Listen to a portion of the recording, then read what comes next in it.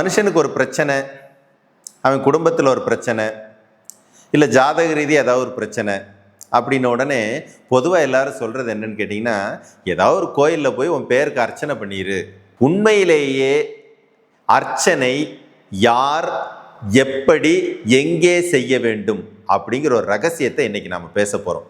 இப்போ அர்ச்சனை பண்ணுறதுனாலே நமக்கு தெரிஞ்சது என்னென்னா, உங்கள் பேர், உங்கள் நட்சத்திரத்தை போய் ஒருத்தர்கிட்ட சொல்லணும். அவர் போய் அந்த ரூமில் போய் உங்கள் பேரையும் நட்சத்திரத்தையும் சொல்லி சுவாமிகிட்ட போய் ஒப்படைச்சாச்சு. இதுதான் அங்கே சொல்லக்கூடிய சம்பிரதாயம். கடவுள் தான் இந்த உலகத்தில் ஒவ்வொருத்தரையும் படைச்சார் அப்படின்னா இந்த இடத்துல ஒரு கன்ஃபியூஷன் வரல.